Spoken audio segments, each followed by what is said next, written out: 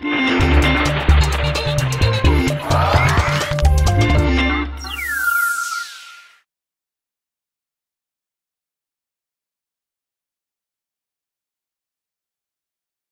talked a lot about content marketing the last couple of days, but one of the things I want to just take a few minutes to share with you is that content marketing really has three components, and they all have different skill sets. Content strategy, content creation, and content promotion. The second pillar of content strategy is creating valuable content. So we kind of talked about this with our writing, and this is where we all feel pretty good about ourselves. You know, we think, oh, well, I'm a great writer, I'm in PR, I've got a journalism degree, I work for a newspaper, whatever. I have news for you. Marketing people think they're good writers too. So they think we should own content marketing. We're great writers. And the truth is, you know, we all have good writing skills and probably different types of skills. But creating content doesn't mean sitting down and writing. There's a lot more to that. Every piece of content that you create when you're doing a content strategy needs to have a purpose. It needs to map to the larger strategy. Where you see a lot of content marketers fail is, I'm going to blog. And then they start blogging. And then they wonder why it's not working. It's because they're not blogging or writing with purpose. And of course, you know, and here's an example. When you're writing a press release, are you thinking about what other assets in the organization can I leverage for this press release?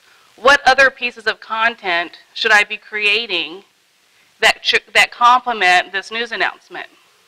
What other, when we launch this news, how is that going to drive sales for our organization? And what is marketing creating that I could leverage? And how can what I develop from my results, how can I share that with marketing to promote that and bring leads into the organization? So when you're thinking about content, you need to be thinking not just about that single piece of content you're working on. You need to be thinking about all the content, whether it's the ebook or the blog posts the series of blog posts that correspond with that news announcement. Whether it's a thought leadership contributed article that also goes along with why you're announcing that news. And when you get further down the funnel, where marketing starts to come into play, is price sheets and ROI calculators and product demos. When you create that initial, I think one mistake that we all tend to make is we're focused on that single piece of content that we're creating in that moment in time. So try to be disciplined about thinking about everything else that should be created in concert with that. And content creation is also more than that.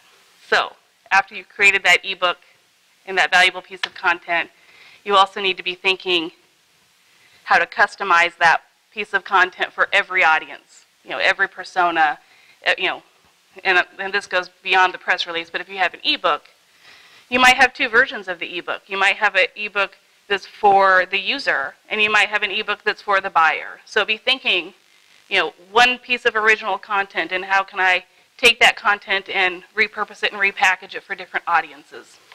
The other thing about content is make sure it's good. So there's a very important lie out there.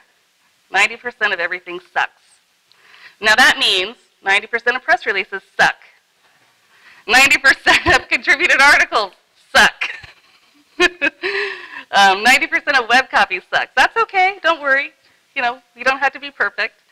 But just remember that your content is the most important thing, and that, you know, you need to be purposeful when you write it, and you need to, this is where we were talking about brushing up on the skills. Do you have the right people? If you need to improve your writing skills, you know, it comes with practice, take feedback. And when we rethink about content, I try to focus on four things. And when I say useful, does it address the specific pain points that someone, you know, I was talking about this yesterday, that when we all write, we get down and we're working on that one piece, and we're so into our Kool-Aid and our corporate messaging that it's sometimes hard to step away and to think, is this piece of content actually something somebody would want to read? You know, maybe not. So, you know, if it's not something that you would be proud enough to share with a colleague outside of the work and, you know, you might want to consider rewriting it. You might want to give yourself the red pen. Is it useful? Is it something that your readers want to know? Is it something that you would find useful if you read it? Every piece of content should tell a story. Are you solving a problem? So we hear all about case studies, but I tell you, I've read some really bad case studies. Is it full of jargon and buzzwords? If it is, it's probably not useful. How often does the copy mention your company's brand? Probably too much. Remember that the less you mention your brand, the further your story will travel. People like to share content that is not selling a company, but helping someone do something better. In order to get people to share content, it has to be shareable. It has to be interesting. Some stats show that 61% of people who share content share it if they find it interesting. 43% share content if it's funny.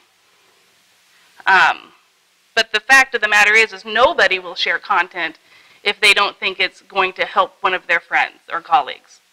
If it's just something that's too much about your organization, it will never get shared. It has to be something that you would want to, people build relationships and nurture one another professionally with content often. So think about, is this something I would share with my colleague? If it's not, rewrite it. Can people find my content? Is it findable? Because we all know if nobody can find it, nobody will read it, and then that, first of all, it's a lot of money wasted. We don't want that. But second of all, you're not going to be able to impress your boss with how you drove leads.